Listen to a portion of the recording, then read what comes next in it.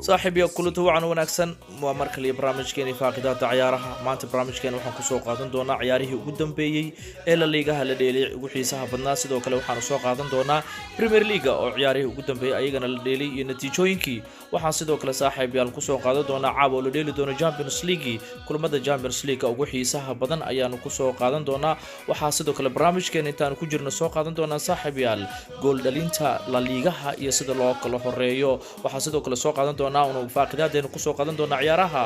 sida kalimaha ugu horeeyay ee u kala galeen Premier League waa kalimaha afraad ee loogu dagaalamayo Premier League qodobadaas ayaan ku soo qaadan doona qodobadaas iyo qodobo kale ba ku soo dhawaada saaxiib yaal aan idii qaada dhigo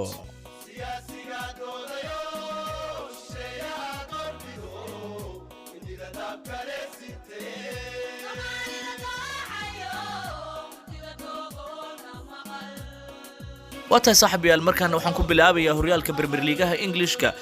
Everton iyo Crystal Palace ciyaar adag dhaxmartay waxaana ciyaartaas ku soo idlaatay barbaro waxaana goolka Brentford kooxda Everton u dhaliyay James Rodriguez barbarahan uu James Rodriguez u keenay kooxdiisana ayaa imaanaysa xilli ay aad ugu baahnayeen inay helaan dhibicdaan Manchester United waa Red Devils waxay laba gool ku muquunisay kooxda Brighton hal gool ayay la timid halka Manchester United ay laba gool kala timid waxaana goolka ugu horeeyay u dhaliyay ciyaaryahanka Rashford waxayna sidaan ka dhigan tahay in Rashford saddexdii Premier League ee ugu dambeeyay inuu dhalinayo min 10 gool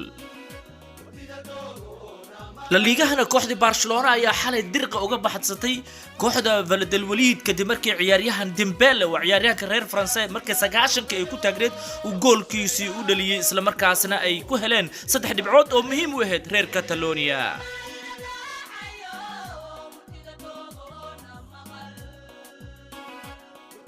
guusha xalay ee kooxda Catalonia waa reer Barcelona ay gaartay ayaa ka dhigaysa in horyaalka La Liga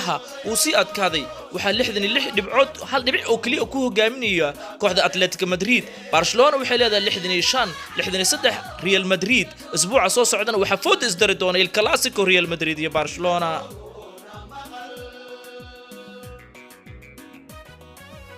Premier League Ingiriiska saaxiibayaal Leicester City West Ham Chelsea iyo Tottenham iyo Liverpool iyo Everton ayaa kaalimaha afraad isku hirdinaya halka kaalinta koobaad macallin Pep Guardiola kooxdiisa Man City ay iska haystaan kaalinta labaad ee ku jirto Red Devils Shayatiin al-Humra waa kooxda Man United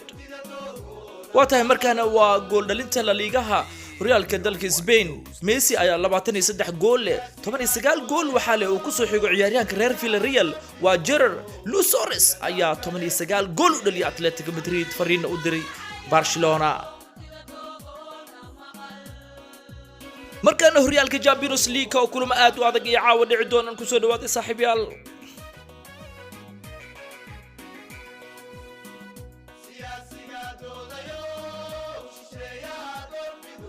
aan ku bilaabo afarta kooxood ee caawada wada dheeli doona Real Madrid waxay fooda dari doontaa Liverpool haddii caawa Liverpool ay ka faa'iideysan karto daafacuda Ramos dilaaga weyna ayaa ka maqan sidoo kale tan waxa wada dheeli doona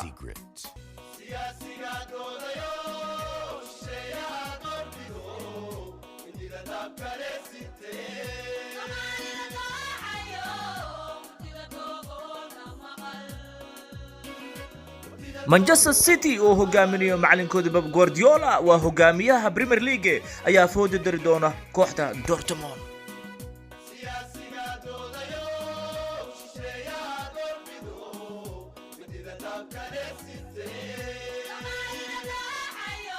barnaamijkeeni faaqidaada ciyaaraha qodobkaas ayaa u dambeeyay saaxiibayaal intaan waqti dambe kulmi doona hadii alla idmo aniga oo indho soo idila sida ayna baadina salaam